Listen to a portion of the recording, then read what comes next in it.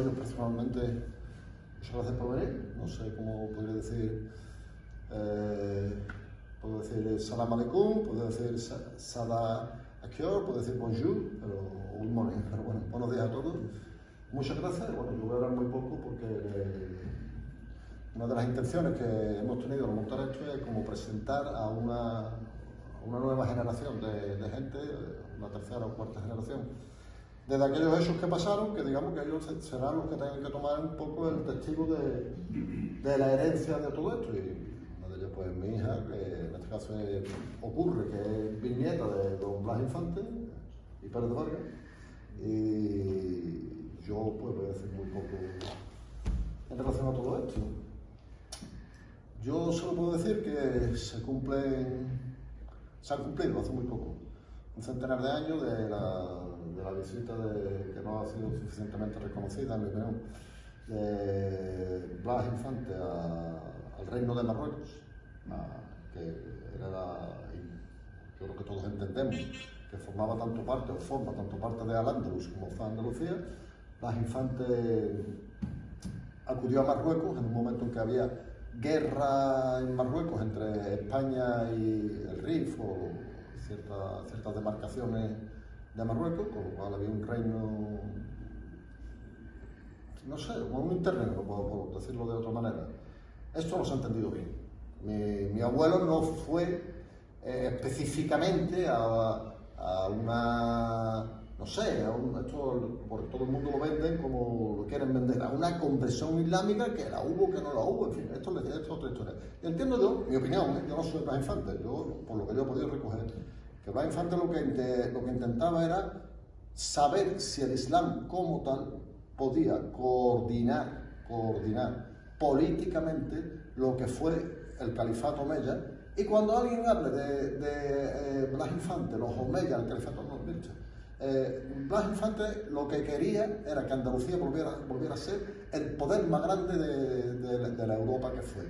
Un poder que se extendió desde Marruecos, pasando por muchas tierras de España, porque evidentemente Al-Ándalus no era solo Andalucía, sur de Francia, los Balcanes, hasta Siria, todo eso era el califato omeya.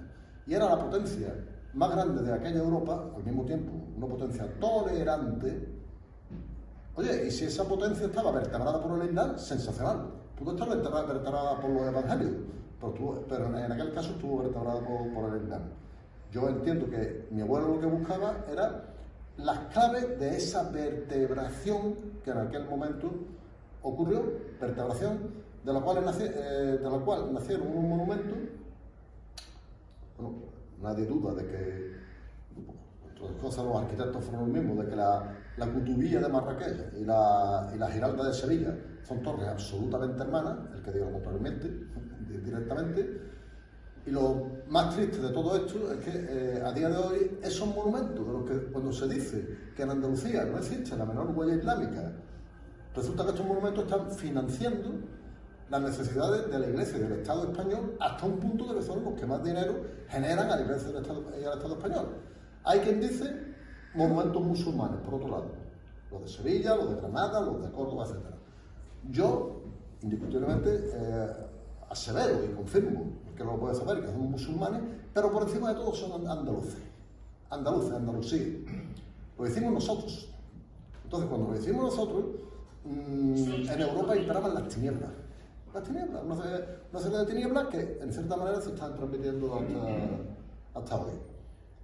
Y entonces, yo solamente digo aquí, ¿no? Muy poca gente lo conoce, esto es el eslabón de la puerta del perdón, del patio de los Naranjos de la Catedral de Sevilla, donde hay que pagar para entrar.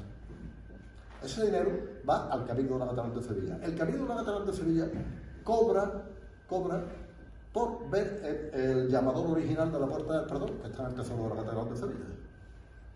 Los mismos que después hablan de la inexistencia de huellas islámicas o musulmanas o andalusíes, que yo puedo identificar una cosa con la otra. Quiero recordar a este respecto que hace un par de años, Dri, Jihad, yo estuvimos en Chefchaouen, estuvimos viendo al señor Muhammad Raisuni, Ali Raisuni, que es consejero real de Mohamed VI, el señor Raisuni, que se portó extraordinariamente con nosotros, nos abrazó y nos reconoció como hermanos totalmente, pero volvemos a decir lo mismo. Ya no se trata de hermanos en una fe islámica o en un credo islámico, que por supuesto puede existir y hay absoluta tolerancia. Hermanos andaluces, hermanos andalusíes. En la Constitución del Reino de Marruecos, en el preámbulo del Reino de Marruecos, se establece la identidad andalusí. Y el señor Raisuni, que insisto, uno de los consejeros reales a los que más cuenta les puede llamar Mohamed VI, y en cuya mezquita privada se reúne la gente de Shawen con todos los honores, nos dijo textualmente: lo que pase, la frase literal es lo que pase en Al-Ándalus repercute en Marruecos, y lo que pasa en Marruecos repercute en Al-Ándalus, porque estamos hablando de lo mismo. Y no hay mucho más que hablar. Entonces, Blas Infante lo que intentaba, siempre, según mi opinión, salam alaikum, era conectar con ladrillos y con pegamento ese puente de cultura, ese puente cultural que nunca ha dejado de existir, en mi opinión, entre el Marruecos continental en África y el Al-Ándalus de la península ibérica, que después, como estamos diciendo, se extendió. A la sombra de la visita de Blas Infante, muy poco después, acudieron, por ejemplo, a Chef Shawen, pues, por ejemplo, fue algo que es poco conocido, Federico García Lorca, tuvo un tiempo allí en Shawen y escribió incluso manuscritos andalusíes. Estamos hablando de que hay una raíz que está, un sustrato que está ahí, indiscutiblemente, que no puede ser negado por nadie, como otra cosa que yo digo aquí ahora, que no creo que lo sepa mucha gente, lo sepa, pues. La persona que redactó y gramaticalizó el Corán fue un señor de Jaén, Alfía al-Malalek.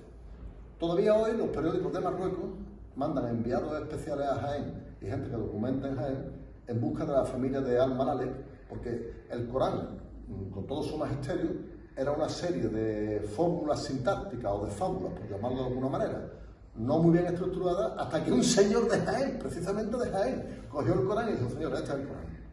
Y ese es el Corán que hoy circula por todas partes, incluido en casa de Raisuni o incluido en las bibliotecas de Fez, etcétera, etcétera.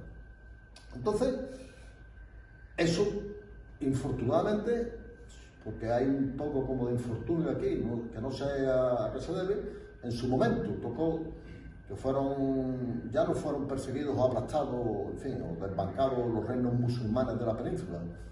Pues los mismos moriscos sufrieron una persecución tremenda en las Alpujarras y en Valencia, incluso en fin, que con resultados sangrientos. Incluso cuando hubo el levantamiento militar del 18 de julio o del 17 de julio de 1936, que creo que no nos cae demasiado simpático a todo el mundo aquí, pero bueno, ese levantamiento lo hubo y ese levantamiento ahogó lo que era en esta ocasión, sí, el crecimiento de un Estado andaluz encabezado por mi abuelo. Fue mi abuelo, como tenía otra serie de colaboradores, algunos vivieron, y entonces pues ahí quedó totalmente ahogado eso, cuando esto era ya prácticamente una realidad, en el sentido de que alguien como don Manuel Clavero Arévalo, que fue gran amigo mío y conocemos a su familia y todo esto, él dijo, y me lo dijo a mí poco antes de morir, que él solo tenía un presidente de quien hubiera querido ser ministro de verdad, y era Blas Infante. Y fue Blas Infante. Blas Infante era mi presidente. Y Clavero, por ejemplo, que fue ministro ya en la transición, ministro de varias carteras, pues trabajó específicamente para eso. Yo ya no puedo decir mucho más, solamente puedo decir que, en mi opinión, estos conceptos que yo he expresado constituyen la búsqueda de lo que es, al menos la búsqueda de lo que es el verdadero ideal andaluz que perseguía mi abuelo, que perseguía Blas Infante, y entonces yo creo que ahora lo único que nos corresponde a nosotros, los que estamos vivos, los que quedamos vivos de todo esto, dedicarnos a hacer que todo lo que ellos trabajaron, por todo lo que los muertos trabajaron, pudo ser mi abuelo, pudo ser el mismo Clavero que al final consiguió que se convocara el referéndum de autonomía en Andalucía, pudieron ser todos los que quedaron en el camino, que hubo tantos muertos, no me olvido de Rafael Ariza, que fue fusilado lastimosamente, no me olvido de toda la gente que murió en Casas Viejas, no me olvido de tanta gente, ¿no? No lo sé, en la Alhambra ya se sabe que lo que se pone es, lo que está en todas las paredes es: no hay vencedor sino Dios, Allah, Jalibá y Lalá. Yo en este caso Creo que en este caso ese Dios es el gobierno de, ese Dios, en mi opinión, para mi opinión, es el gobierno del propio pueblo andalusí. Y yo voy a terminar con una frase que está aquí en el Corán, el que la quiera ver la puedo ver. La apuntó mi abuelo de su puño y letra, sobre una de las suras del Corán. En todos nace la criatura nueva.